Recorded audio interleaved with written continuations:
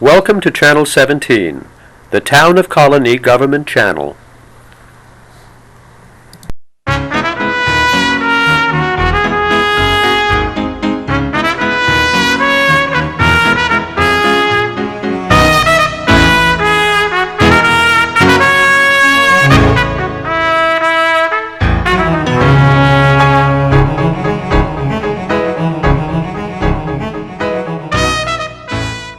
When we received orders to return to the Houston by way of the clipper ship, we went down to the landing in Pearl Harbor at night. I remember the purser was there with his list of people and checking things off.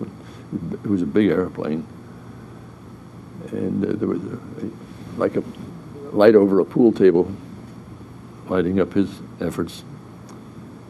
And alongside him was a Army colonel, nattily dressed. His pants were creased perfectly. He just real fine-looking example of Army officers. He too was going back to the combat zone, or for the first time maybe, and he was waiting to join the passengers on the clipper ship. And at that point, the purser, knocking off these names, he turns to the colonel in my presence and says, "Colonel, I'm sorry, but these people have higher priorities than you. We can't take you aboard. Here's a colonel, we're enlisted men, and you should have seen the condition of us. We didn't have razors or anything. We needed a shave, we needed clothing. All we had was the clothes we left the ship with." Well, I foolishly made the statement to the colonel. I said, "Colonel, if you have any real drag, hope you can use it now. You can have my place. I don't want to go back." But he didn't appreciate that at all. But anyway, I thought that, in retrospect, I think that's humorous. That his level of rank and yeah. your priority was greater than his, and especially our appearance. So we got back. The clipper ship flew us. And when you say the clipper ship, that was an airplane that was designed to take off from the water. Oh was yeah, it not? yeah, and it was the biggest ship I had ever seen to date. And I remember the takeoff in Honolulu Harbor. As I say, it was at night, dark, and all I could see these blue lights flashing by, and it felt like it was a 10-mile takeoff run. Boom, boom, boom, boom. You know, it was a hollow metal hull, and it was pretty noisy, banging into the waves or the ripples, whatever. But we finally got into the air, and we flew the... George, did you look at that with great excitement, or were you of course, nervous? I had never been on an airplane before. Little did I realize at the time that some years later I'd wind up a 4,000-hour pilot. But maybe that encouraged it, I don't know. But anyway, this airplane flew us, had several stops. I know it stopped at Johnson Island and Kwajalein, and eventually we wound up in Guam, and there we transferred. Well, the following day we had to transfer to a DC-3 to make the rest of the flight into Ulithi, and that was interesting too, because it was my only experience ever, and I'm glad it was the only experience I ever had with people firing at you with small arms.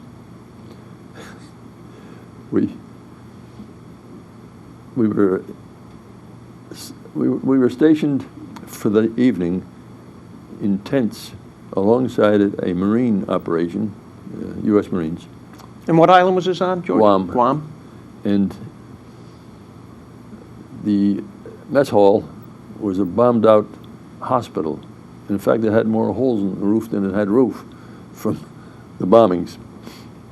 And I watched these Marines in line for chow, and they had these mess kits or whatever those people in infantry use, and they were dipping them into this chemical or something, and then they're all slopping their, and the food looked terrible to begin with.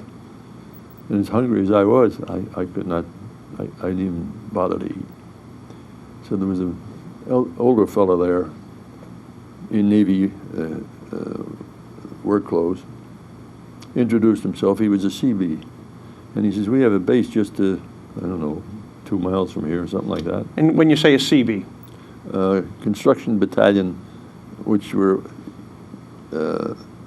people who used to construct air bases and all kinds of fortifications. Assigned to the Navy, were they? Oh yeah, they were part of the Navy. They were CB battalion is what they call them. And most of them were older men, and they were men who were carpenters, plumbers, and what have you. So this fellow was a nice guy. He invited us. I think there were 4 or 5 of us, the 3 radio men, including myself and a couple other fellows. He said, we're only a couple of miles down the road, and want to come down there and have chow? Hey, sure looks better than what these Marines were eating. So we agreed to go, and he drove us down, and we even had a glass of beer. It was at whatever beer they call it, 3 Point beer or something like that, which was good. We had a nice meal. Then it came time to go back where we were going to stay overnight. And we're walking along the road, and all of a sudden we hear gunfire, and then we hear bullets whizzing over our heads, ding, boom, ding. Boy, it's not the kind of warfare we were accustomed to, and we were petrified. So we dove into a ditch, and meanwhile the firing kept going on, and then fortunately for us, a half-track came along, driven by a Marine who stopped, and he said, "What are you guys doing here? You'll get killed out here." We told him our story. "Hop in," he says. So he took us out of that. It was, Guam had been captured and secured, but the Japanese were starving to death, and they're coming out of the hills. Those who weren't captured, coming out of the hills and stealing food, and they'd shoot their way into whatever they had to do in order to get the food.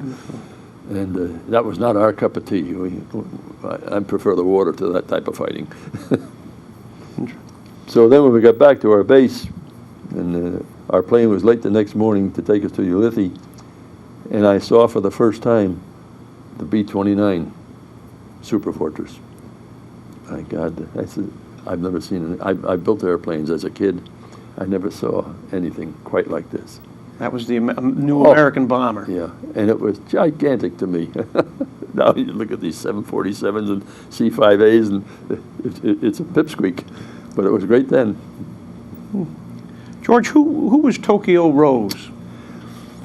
I believe she was an American. She spoke perfect English, and she was a propagandist for the Japanese military. And she was on the radio constantly, one of the first what do you call them, disc jockeys, and her broadcasts were all beamed to American operations, wherever the bases were, and ships at sea. And I don't know how effective she was as a propagandist, but she had a pretty good surveillance organization, because after the Houston was torpedoed, and I was already ensconced aboard the USS Grayson the following morning, and they used to play Tokyo Rose over their loudspeaker system. And here she was, Rosie at her best, telling, I think, the American military, the USS Houston has been hit, it's crippled, and we're going to finish it off. This was the very next day after the torpedoing. And that's pretty good intelligence on the part of the Japanese, I would say, because they named the ship. But yet American naval ships didn't deny this radio program to be played on board ship? No. So she'd play music. All popular American Glenn tunes. Miller and the whole bit, yeah. But intersperse it with propaganda. Yeah. And quite often she was accurate. Yeah. What effect do you think ultimately it had on the crew? We laughed most of the time, and because it was so obvious what she was trying to do that she negated any possibility of succeeding. And by the way, for the last 2 years we were winning the war, and she was not preaching anything of that sort. So you knew, the sailors knew that. Yeah. Her campaign was misrepresented. The beauty of her show was she played a lot of American music. which was nice. And because, I suppose your distance into the Pacific, you couldn't pick up those radio stations from back home. No way. So that's the only way you got. Yeah, you couldn't even pick up Hawaii. Right, yeah. But, well, maybe a 50,000 watt station like WGY or KDKA in Pittsburgh, but maybe at night you could pick those up, but it was not reliable. Yeah. George, can you describe for us? I understand there's a ritual that takes place at sea when your ship crossed the equator. Can you tell us a little bit about that? I think any man who crossed the equator on a naval ship would remember that day. It was more exciting for us than most for this reason. We were being towed across the date line. We had plenty of time. And we had a large number of crewmen. Excuse me, that's right. You corrected me. It's the international date line. Yeah. Correct, not the equator. Right. We had a large number of crewmen who were shellbacks, which is the term for someone who has gone through the initiation in the past. And those who hadn't were polywogs. And these shellbacks made great arrangements because we didn't have a lot of duties to perform at that time while we were being towed. And I'll describe very briefly. One of the things that I really despise the most, there was a cylindrical canvas, probably 14 feet or 15 feet long. And they filled that with all the garbage that would fit in there, and then filled it with hot water. And you, as a polywog, part of your initiation was to crawl through this awful, stinking mess and out the other side. But while you're going through, there's people outside with paddles. So it was similar to like a college hazing almost. Yes, yes, indeed. And I've heard, it didn't happen on my ship, I heard that sometimes they used to keelhaul somebody. They'd tie a line around their waist, throw them overboard, and pull them out from under and up the other side. And how did the officers figure into this? Well, I'm glad you asked that question, Kevin, because we had an officer aboard ship who was our finance officer. His name was Bill, I can't think of it at the moment. Kirkman or something like that. He was from Houston, Texas, and he was an older man. He probably didn't have to go through the initiation, but he did. And the guys were tough on him. And it's a shame well, he wound up in the sick bay as a result of it. Really? Yeah. But it's all over and done with after. Well, one of the things, they sit you in a barber chair. And I had a real head of hair at the time. Lean back and they pour this awful stuff down your throat. Meanwhile, there's a guy with the clippers and he goes right down the center of your scalp. So now you're left with two big clumps of hair, which next day you're in the barber shop getting the rest of it cut off. So George, what do you think was the purpose? Just to kind of let off steam, break anxiety? It was long established before you got there. Oh, long before that, yeah. I guess because of what you have to go through in the initiation just steals you for the time when you have a chance to do this to somebody else. But it's kind of sadistic in some ways because if you didn't like a guy, you could really do a job on him legally. Right. Okay. George, what was the longest period you were away from home? It would be from the fall of 43 to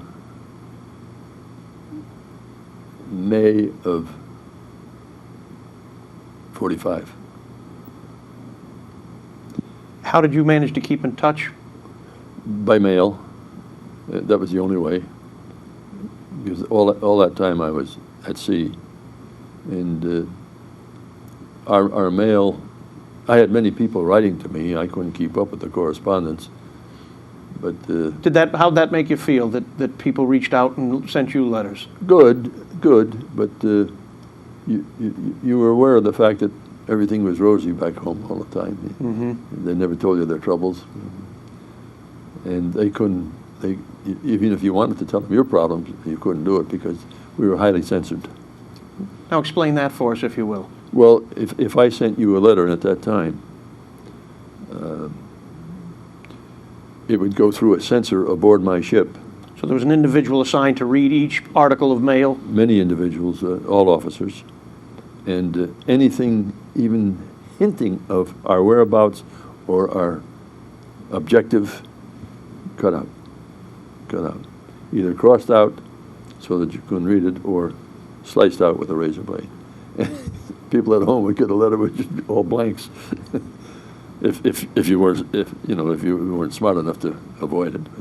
And the concern was that someone back home, if they had an idea where you'd be, might say it in casual conversation. Oh, sure. And was there really that much of a concern that information would filter back to the enemy? It wasn't so from far as thousands of miles away. I think that was brought about primarily because of the war in the Atlantic, and where they had the submarine scare with the Nazis. But they were very, very strict on that. But we bypassed it one time. I'll tell you about it when I get aboard the English ship. I had a code with my immediate family,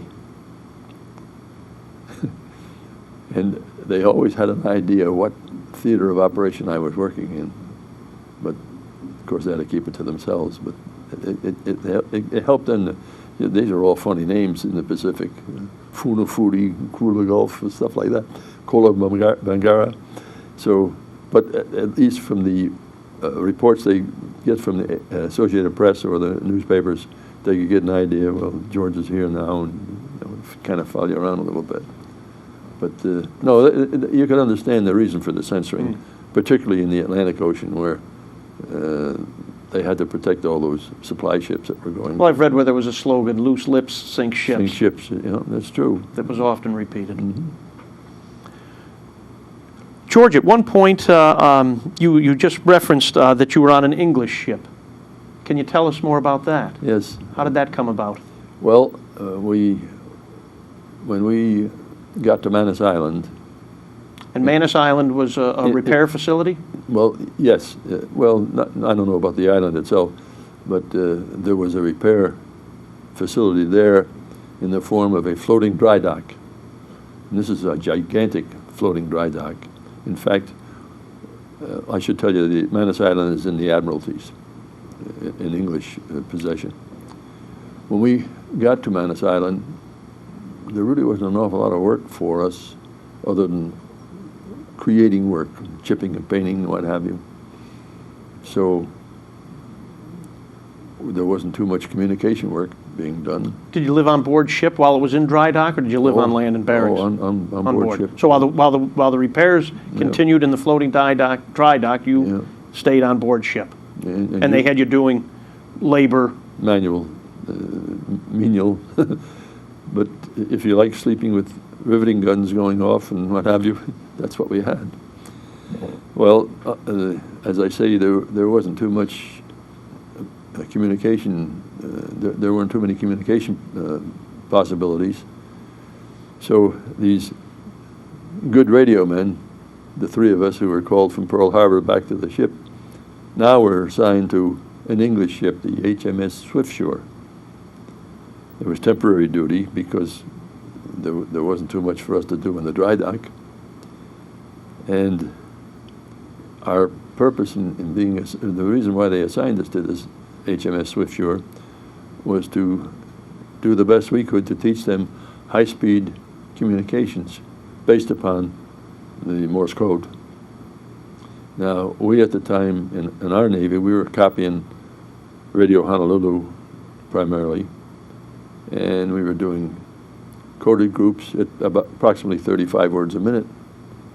Well, 35 words a minute means you have to be able to type at least 35 words a minute, and we could do much better than that. But the three of us that were brought back to the ship were assigned to the Swiftshore, and we went aboard, and it was an experience. It was the newest English capital ship afloat, and it was a cruiser, and comprised of a crew such as all large ships in the English Navy were Irish, English, Welsh, Scotch, and what have you. And how did they treat you? They treated us royally. I couldn't have been treated better. They were the most hospitable people. We were careful. If you at that time there was quite a bit of friction between the English and the Irish, and you had to be very careful how you mesh gears with the various cliques. But for the most part, they were absolutely great, and they had some pretty good rules too. Such as? Every morning they'd up spirits, and that meant you would get your rum, which was, for the enlisted men, it was mixed with water and called grog. But for the officers, and they treated us as officers, we drank our rum straight. It was 110 proof rum. There was no air conditioning. 100 degrees in the shade, and 110 proof rum. After that, you're ready to take a nap.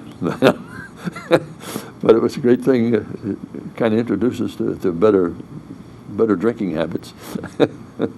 And then in the afternoon, they'd pipe up spirit, or up, what was it? I've forgotten the name they had for this, but they served you tea and crumpets, which was nice. And I, for the benefit of the audience listening to this, if you ever wondered why they call the English sailors limeys, they had a big barrel, and it must have been about the twice of the steel barrels we're familiar with. Oil 55-gallon drum, yeah, okay, bigger than that. And this was made of wood and wired around and so forth, and that was full of lime juice, or some concoction with lime juice in it. And that was to prevent scurvy, which dates way back to the... Which is a vitamin C deficiency. Yes, yeah. And there was a big... ladle? Ladle, I guess. Yeah, you dip it in, and everybody dipped in and drank. Never washed the cup or anything. I didn't participate in that. But that was pretty popular aboard the ship. So these were rituals that were far different from the United States Navy. Yeah. Well, everything is tradition, both English and American. Yeah. But your treatment was good? How effective, or how were you able to mesh with them as far as your radio training and what they were looking to learn with the high-speed communication? We did not do well, and the reason being that to copy coded groups at a high speed, you had to be a pretty fair typist. And they only had 2 typewriters aboard, and they were standard typewriters, not communication typewriters. One belonged to the captain and one belonged to the executive officer. So they loaned us their typewriters, but it didn't work out too well. Besides, their people couldn't type. So the 2 systems just didn't mesh properly. No. And the English at the time were still copying pencil and paper, radio Belconnen and what have you, at 12, 14 words a minute. Did you feel our system was better? Oh, by far. There's no question about it. Because the English Navy, of course, had a great history, a rich history, and good reputation. Yes, but they pretty much vacated the Pacific because they had big problems in the Atlantic. And what they had, they used. They put their resources there rather than. And now they had everything under control in the Atlantic, and they were working their way back into the Pacific. I see. Yeah. George, in your line of work on board ship in communications, did you ever have the opportunity to interface with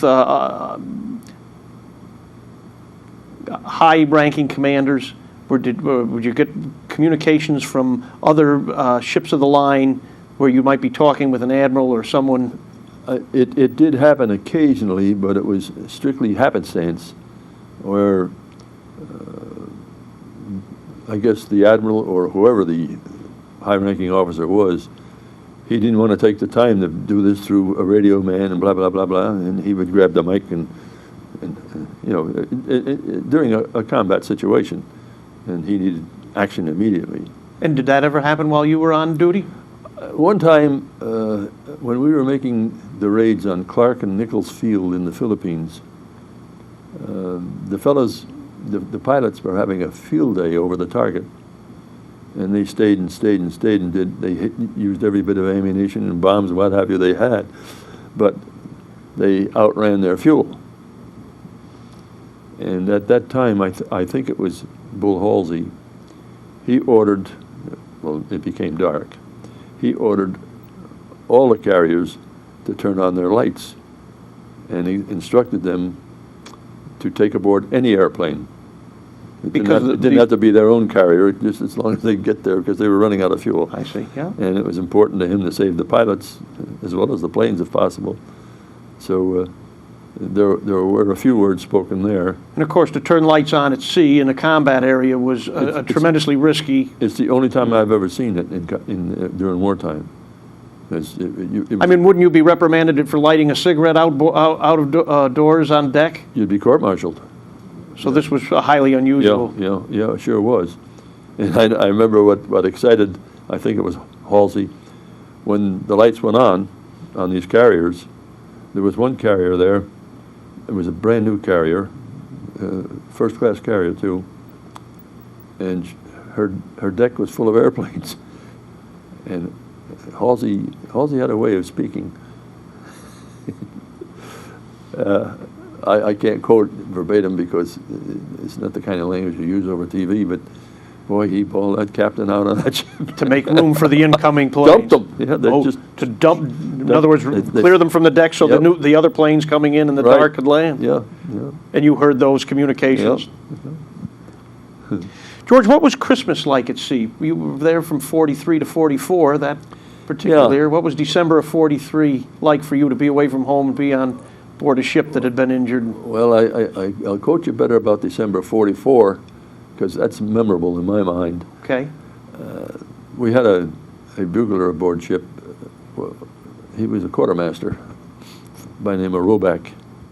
He had played with some pretty good bands prior to going into service.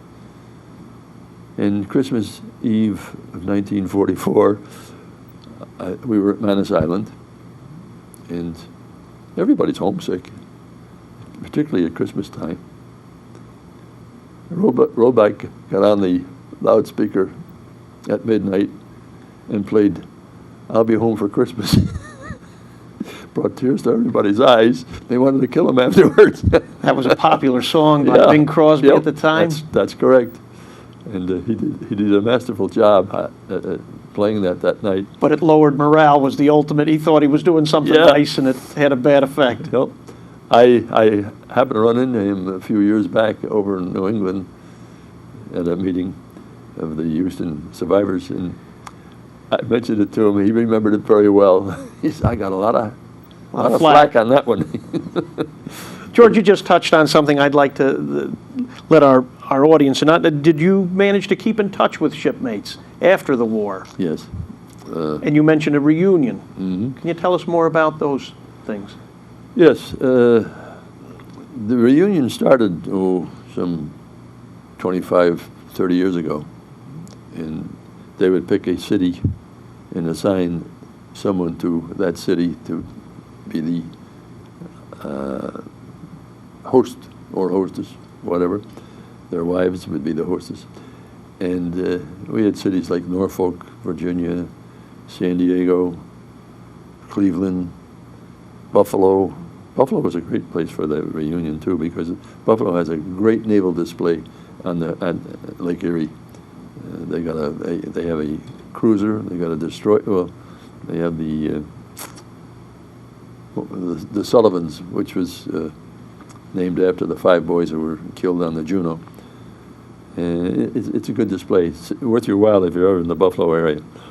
I mean, all these, Boston, all the best cities, and they were well-attended meetings. Now we're dying off so fast that the meetings aren't too well attended, and if they are, there are people coming with walkers and canes and what have you.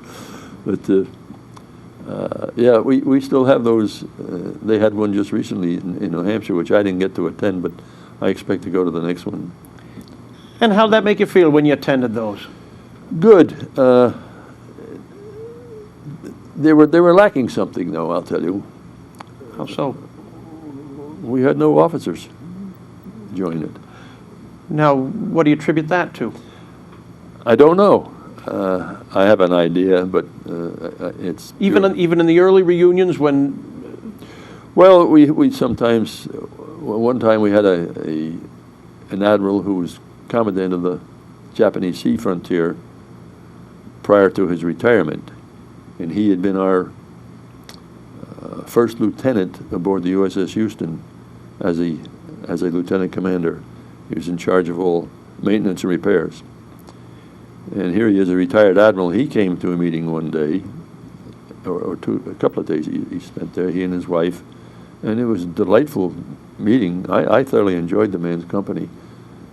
And but there were very few officers involved with the program. when during the war, an onboard ship, was there a real class distinction between officers and enlisted? Extremely prominent. The officers ate in different area. They had a wardroom, dining room, what have you, and they had their own staterooms and what have you. And that's not to say that there was a problem between the men and the officers. We had good officers, for the most part, which is like everything, you know. Sometimes you get a good boss, sometimes you get a bad one. But we had, for the most part, good officers. And Do you think that difference served a purpose at that time? well, the Navy's the Navy, and it's kind of hard to describe, but It has its ways. it sure does, and they stick by them too. You know.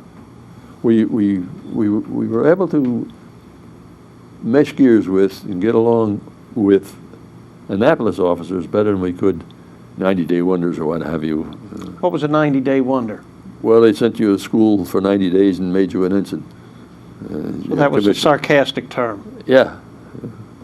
But an Annapolis officer, you always knew what they were going to do and what they were going to say, because it would be exactly according to the Blue Jacket Manual, right according to the script of the Navy. You know. Who was the captain of the Houston? Bill Burns, we used to call him Wild Bill Burns. As you know, the people of Houston, Texas, bought or paid for the USS Houston. Through war bonds and fundraising? Yeah, they had a big fundraising deal in Houston for it. And consequently, at every opportunity, we would fly this gigantic Lone Star flag of Texas. And if you were, let me explain, let me preclude this. When you were in the Pacific, the only port we ever hit on the Houston was Pearl Harbor. The rest, you'd go into an anchorage, which is a wide place surrounded by islands and deep enough to take a fleet in and at anchor and get your supplies and what have you, and never a pier to pull into or a port to go to. So I lost my train of thought there. We were talking about the Lone Star flag. Oh yeah, whenever we go through a anchorage, our captain he used to like go fast, and he would raise that Lone Star flag and go through the whole fleet, and it brought on a lot of comments, a lot of signalmen from the signal bridge and so on and so forth. And he just reveled in that. He enjoyed that. He wanted Texas to be remembered. The eyes of Texas are upon you. Now, did you notice amongst the crew, was the crew very distributed, you know, from different regions, you being from the Northeast, but the ship having been the hull laid down, well, financed by the people of Houston, Texas, let's say. And the hull was laid down in and I'm sure it had a good proportion of Texans on it? I don't know. We had, Kirkland was the name of that finance officer. Okay. Correct that. Okay. We had quite a few Texans on there, but it wasn't predominant or anything. Were there any? Did you notice any amongst the crew? Were there any rivalries or cliques that from people being from different regions of the United States, either the Southwest or Southeast or Northeast, or? Not that I was aware of. So it was pretty harmonious. Yeah, of course we did have segregation at that time. That segregation didn't end until the Truman administration, well after the war, I think around 47 or 8, something like that. So between white and black sailors? Well, mess cooks and stewards and they were either Filipino or black. All pretty good guys, and we got along fine with them, but there was a distinction. You know. But they served well, and they did a good job for us. And I didn't know of any racial problems on our ship or anything like that. We were all in the same boat, so to speak. But other than that, that's the only distinction there were between the enlisted people. Yeah.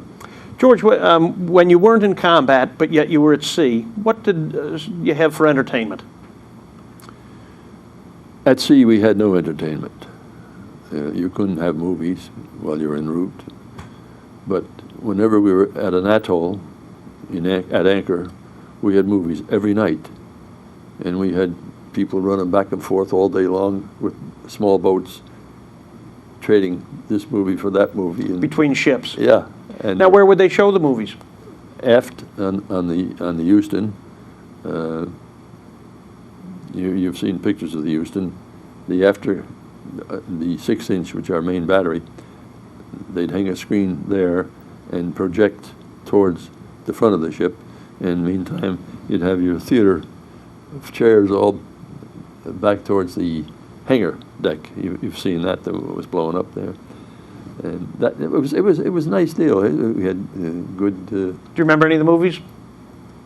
Well, we used to get a kick out of John Wayne, who never served a day in the service, and he was a hero in every movie. So they would show the films, the war films that he would make? Yeah. How'd that make you feel? Well, hey, it was a laugh. Yeah. One I appreciated more than any is the movie. I think it was entitled Midway, but I'm not sure what the title. But it was about the Japanese attempt to take over Midway and the Battle of the Coral Sea. You know. But no, for the most part, we enjoyed the movies, and we used to really scream when some lone Japanese, we used to call him Washing Machine Charlie, he'd come flying over at night, and that'd end the movies, and we'd all go to GQ, and this guy'd go on his merry way, but he screwed up our night pretty good. Oh, in other words, a plane would come into range, and you'd have to go to general quarters, sure. and it'd interrupt the movie. Right. The movie does produce some light, but not very much. Yeah. How about physical exercise while on board ship? Every morning at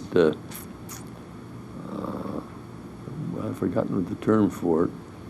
We would muster every morning, all people aboard ship except those on watch would have to muster, and it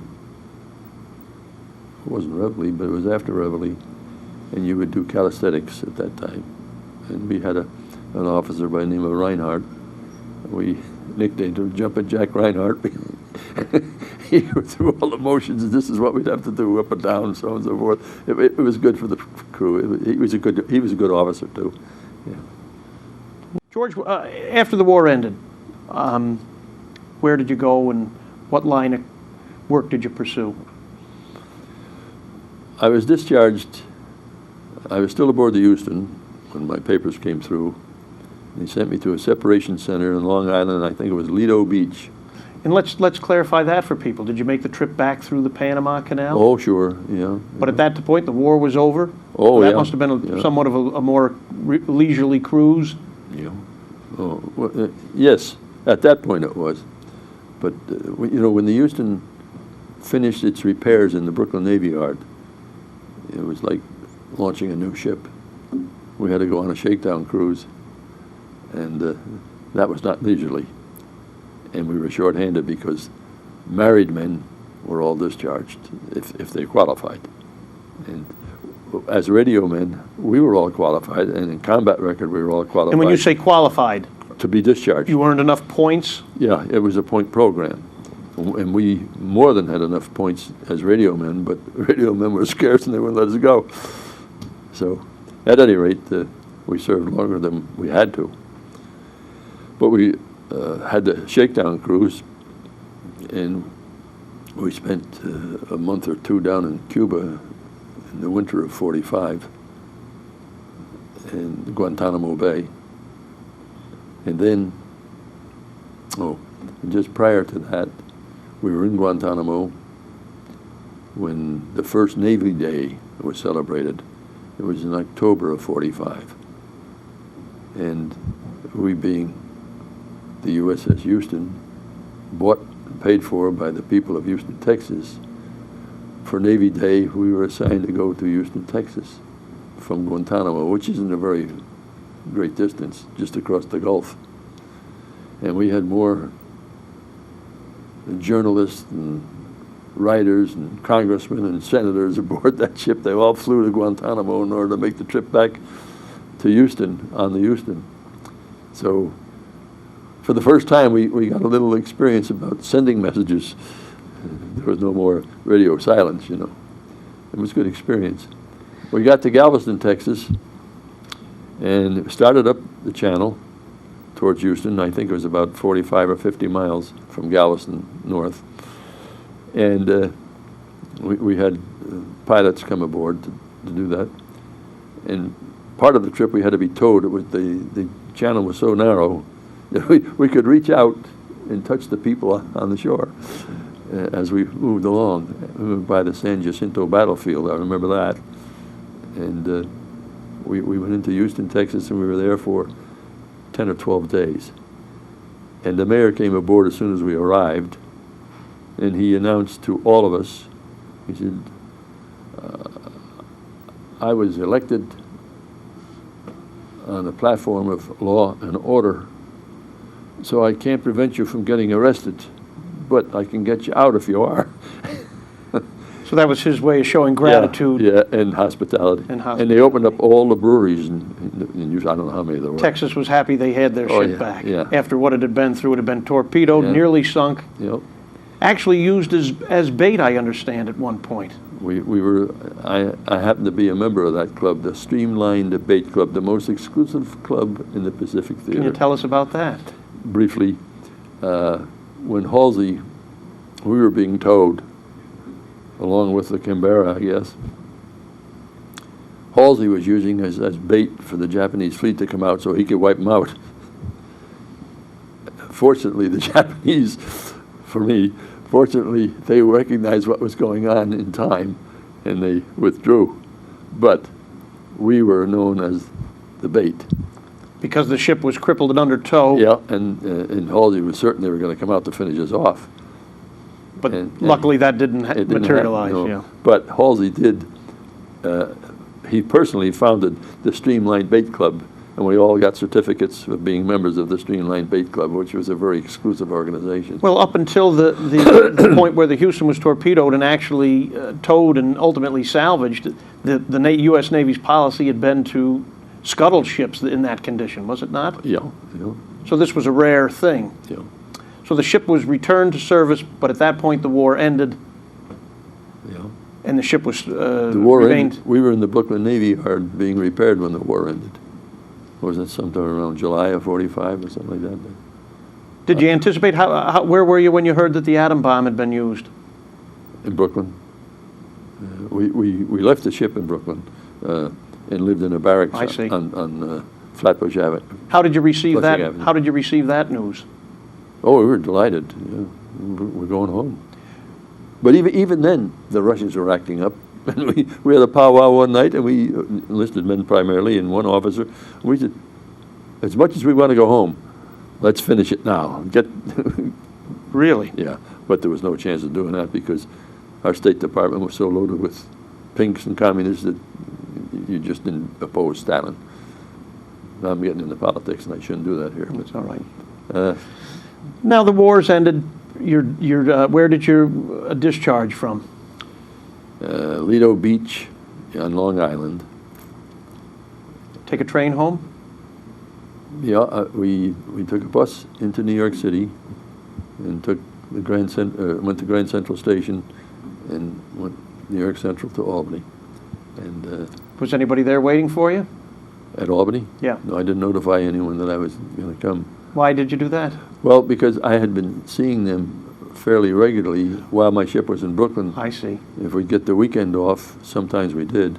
It's only 2.5 hours to Albany. So I got to see all my people all the while. Yeah. So there was no need in making a big deal out of coming home. What time did you get home for good? I believe it was in the afternoon. I remember I had my sea bag and all that. Still in uniform? Yeah, oh yeah, with my ruptured duck, which is a insignia stating that you were discharged and so forth. And It really was an eagle. is that what it was? I think that's what and Yeah, they could be. as It was yellow, I remember usual that. American servicemen Yeah. turned it into a. So I had to go. I had to walk from the depot in Broadway, on Broadway, up Columbia Street, I guess it was, to Pearl Street, get a Beltline trolley, which went up Clinton Avenue. And that was my homecoming. And I couldn't wait to get rid of the sea bag and all the other paraphernalia, which was my entire wardrobe at one point. Good to be home. Yep, you bet. And how did life go for you after the war, George? What line of work did you want? You went back to the food I went back in the food company that you'd worked for prior to the war? Yep, and they welcomed me, but they had no need for me. They, all these other fellows had gotten out before me. I was frozen in because of a radio shortage. So they asked me to take some time off, and I said, I don't want to take any time off. I want to go to work. And I guess I had been a good enough worker in the past with them that they figured, well, we better put in the work, even though we don't need them. And I told them I didn't want to work in a freezer anymore.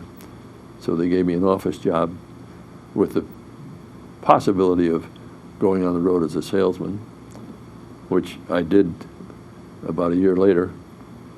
And things started blossoming for me at that. I guess I kind of was geared toward selling and merchandising, and with my warehouse experience and everything, I had a whole lot going for me, calling on these customers who had been neglected totally during the war. Because of shortages? Oh yeah, yeah, and it wasn't a question of selling something during the war, it's a question of having something to sell. So, but they had situations like, at that time, Birdseye controlled 97% of the retail frozen food business in America. Think about that, that's a tremendous figure. Pretty good market share. Yeah. And how? They had some competitors like Honor Brand, Pick Sweet, Seabrook, and Courtly, and Dulaney, and a number of them, but they were all minuscule compared to Birdseye. And yet Birdseye wasn't making a profit.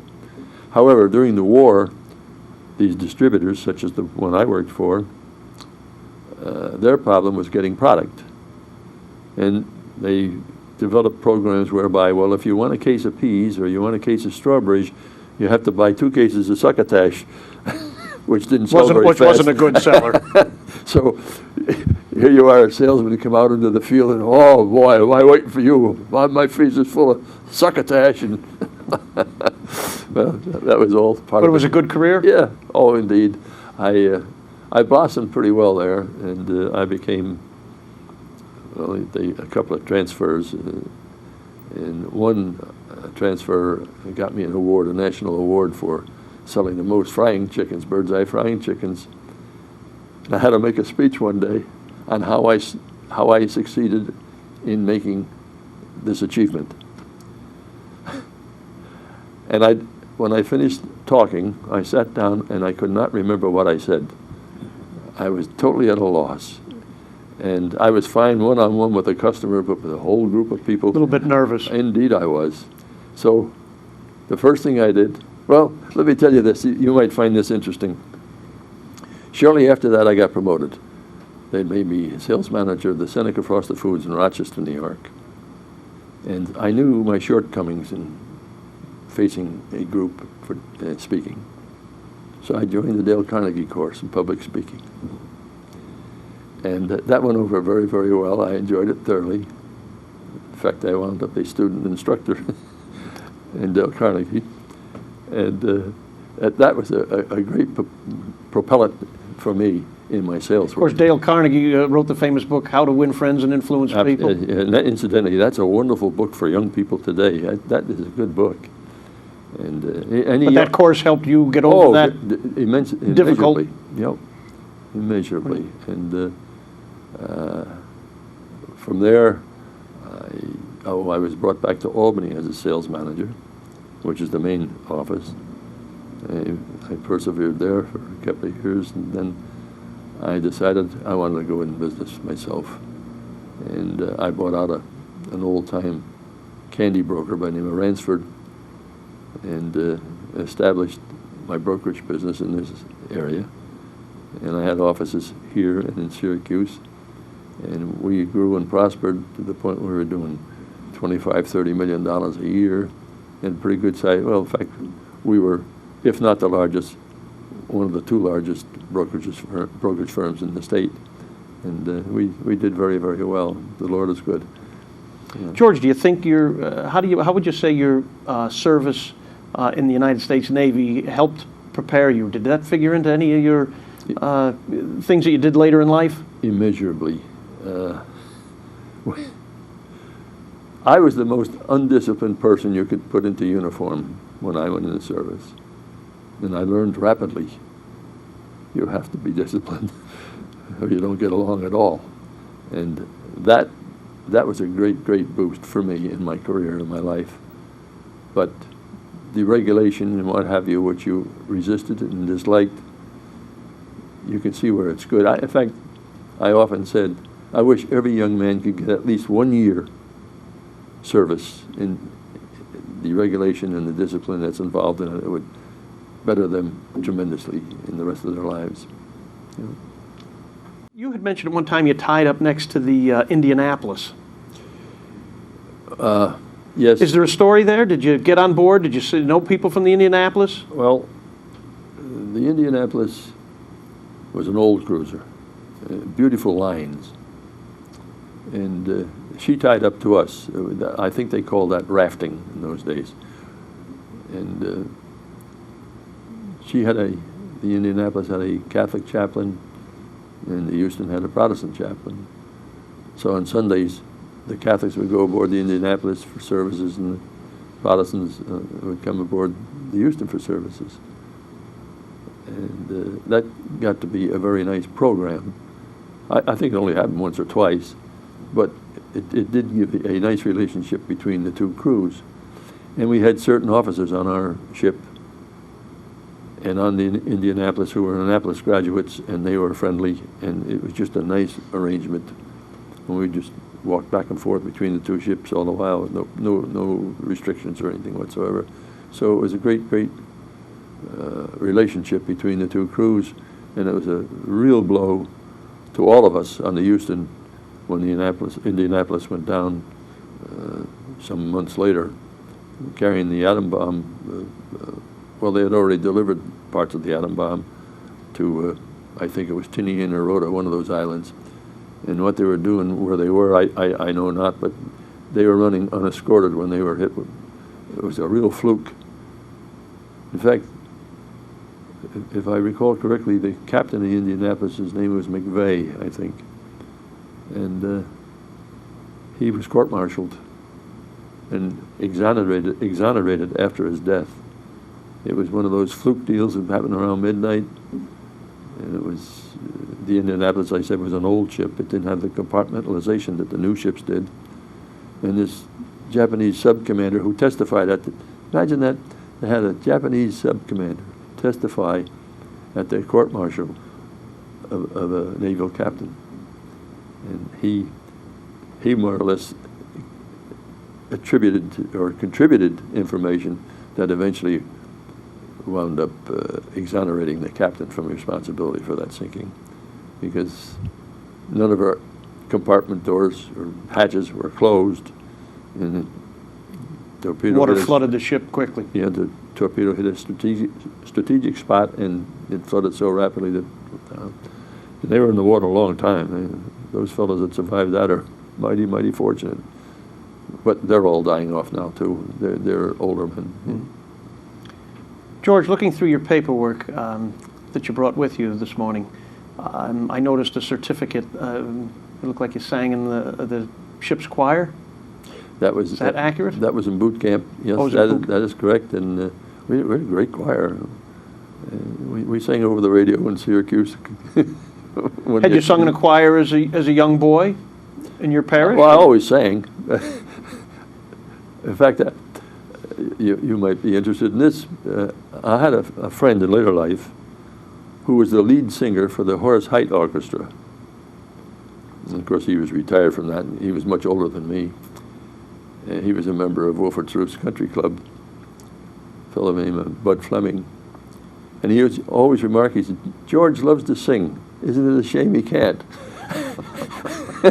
And he had a voice that was capable of getting away with that because no one could sing as well as he could. But I loved to sing. And yeah, it was a good choir, strictly a men's choir, Navy. And we sang masses and services for the Protestants, what have you, all around the Sampson Naval Base area. Yeah. Well, there were several reasons why I agreed to do this, Kevin. I think you find most World War II combat people keep their stories pretty much to themselves. But now the combat veterans of World War II are dying off rapidly. And I admired the way you conducted the interview with Colonel Brokaw, who was a good friend of mine. Gentlemen, thank you. And Jerry Wenger. You did a great job there. And I said, here's an opportunity for me to say for our current generation what things were like in World War II, to some degree anyway. And secondly, I wanted to cover the fact that people who only know you as Kevin Morgan should know that you're the guy who runs and controls the operation of the central, or of the crossings park in Colonie, which is used by many thousands of people and people who just rave about the park. And I hope everybody knows who's responsible for the running of that park. Well, that's nice of you to say, George. Thanks. And that's where our relationship really started. Yes, it is. That's where we first met. Yep. And I'm very happy for that. I am too. I'm a richer man from it. And I know, really, we talked about this many times in the past, and you were always, I'm not, reluctant might not be the right word, but I know it took a lot for you to come here today to discuss this. I'm very happy to have done it. And it's fascinating, and I know there's even a lot more to the story of George Cinney's career. Well, we'll cover it sometime. Yep, perhaps we can in another issue, but I think we've got a lot in today. I'd like to, I'm sorry, if you want to add something in, go right ahead. There's one more thing I Sure. would like to relate to the listening audience, especially the young people of college age, and even younger. When you read your history books, be sure to remember that you're reading what someone else is thinking. And sometimes the author doesn't cover things as they actually were. It may be for a number of reasons. But I've agreed to this, and for other things similar to this, because I have a first-hand knowledge of what was taking place. And I offer for your edification the following. We had an opportunity after World War II to do much more than we did with the world and with peace. We made grave mistakes in our victory. We did a wonderful job of getting the victory. And we had cooperation from all avenues of mankind. But after the war, when we made political mistakes and we gave Stalin practically all of Eastern Europe and Poland, and what a tragic mistake that was. It created our problem with the Cold War. Here we were, the only nation in the world with the atom bomb, the most powerful nation in the world. We survived World War II in great shape. The greatest Navy, the greatest Army, the greatest Marine Corps, you name it. Even the greatest merchant marine. And we kowtowed to a despot like Stalin, who in turn brought on the problem with Chinese communism. How?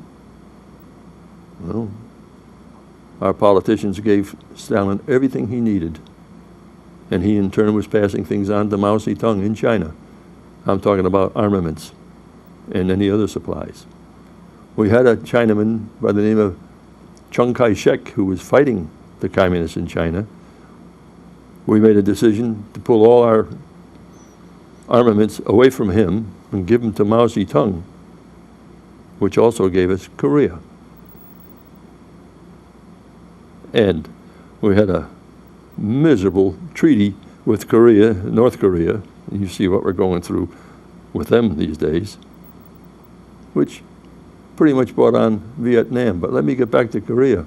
We had a General MacArthur who was a brilliant tactician, strategist,